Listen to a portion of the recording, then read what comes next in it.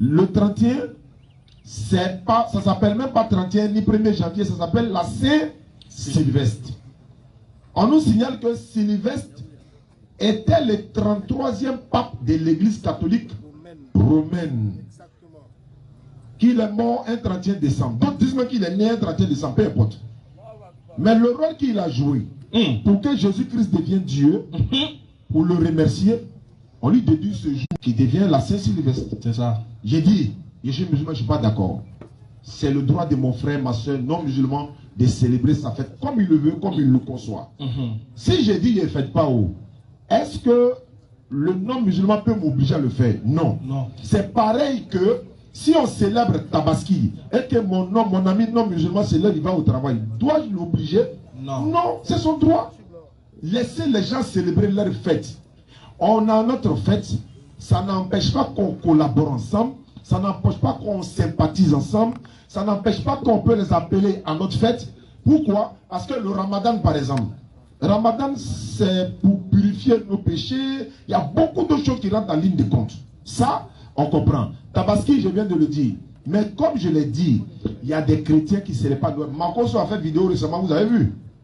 Il a dénoncé tout ça. Il y a beaucoup de vidéos des non-musulmans, des pasteurs eux-mêmes qui sont en train de mettre les gens en garde contre ces deux fêtes-là. Exactement. Donc, il y a des jeunes aujourd'hui, là, s'ils n'ont pas l'argent pour aller célébrer Noël, là, ils sont capables même d'agresser des gens pour prendre leur moto pour vendre pour aller célébrer. C'est pas normal, chers frères. On est venu ici à Divo pour qu'on puisse partager la parole d'Allah ensemble et en même temps par ricochet, appeler les gens en islam pour leur dire ceci. L'islam, c'est la religion donnée par l'éternel Dieu à tous les prophètes. Tous les prophètes étaient musulmans, mais pas forcément être adeptes de Mohammed sallallahu alayhi wa sallam. Ils étaient soumis à qui? À un seul Dieu. Parce que Dieu est unique. La vérité est unique.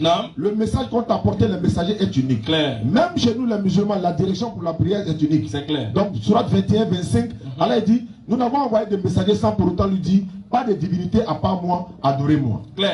Tous les messagers sont venus parler de ça. Jésus dans Marc 12, 29, il dit, écoute Israël, le Seigneur notre Dieu est l'unique Seigneur. Exactement. Moïse avait déjà dit avant lui, Deutéronome 6, le verset 4, écoute Israël, l'éternel notre Dieu est l'unique éternel. Mohammed sallallahu alayhi wa sallam a dit ça dans la surah 112. Dis-le, il est Allah unique. Allah le seul a été imploré pour ce que nous désirons. Donc la Bible et le Coran sont unanimes qu'il y a un seul Dieu. Mais s'il y a un seul Dieu, il ne peut pas avoir une centaine de religions. C'est clair. Mais malheureusement, ou encore, on constate qu'il y a plusieurs religions. Oui, mais plusieurs religions provenant de qui? Question. Provenant de qui? Nous avons vu des gens qui adorent des vaches, on a vu des gens qui adorent des souris, des montagnes, des statues et autres.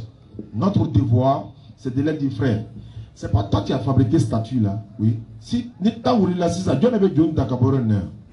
le Dieu lui-même là, toi tu fabriques quelque chose qui est sous drano et puis il pleut, toi tu prends sachet, tu mets sur ton fétiche.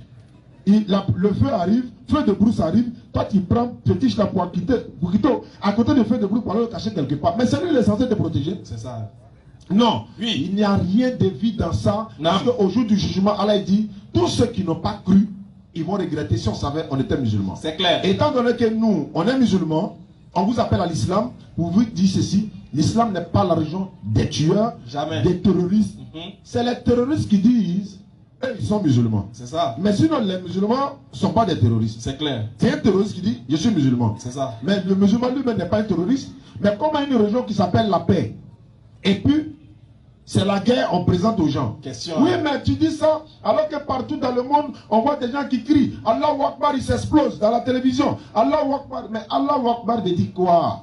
Ça veut dire Allah est le plus grand. Non. On a la Bible des Maliens ici. Ni Maliens, on va faire Allah Kabo chrétien ou on va faire Allahu Akbar, ils sont chrétiens. Non. Et dans la Bible des Maliens ici, le nom de leur divinité c'est Allah. Claire. La Bible arabe est ici. Le nom de leur divinité c'est Allah. Jésus-Christ parlait l'araméen. Il disait Allah dans sa langue araméenne. Les musulmans disent Allah. C'est ça la vraie religion. C'est clair. Religion unique. Direction unique pour la prière, prosternation unique, pas de divinité à part Allah. L'associationnisme est le plus grand péché. C'est ce que le Coran nous dit dans le chapitre 31. Et alors, si toi, tu dois aider quelqu'un à rendre sa fête agréable, en lui faisant, en mettant à sa disposition les tenues qu'il va porter, les sapins, les bougies. Et le sapin a son histoire. Le sapin a son histoire. Même la couleur rouge-blanc du Père Noël, c'est pas une couleur. Qui a dit que Père Noël vient d'où? En quoi est-ce qu'il a un rapport avec l'église? Même la couleur rouge-blanche, c'est en 1837, c'est Coca-Cola qui a envoyé cette couleur pour faire sa publicité.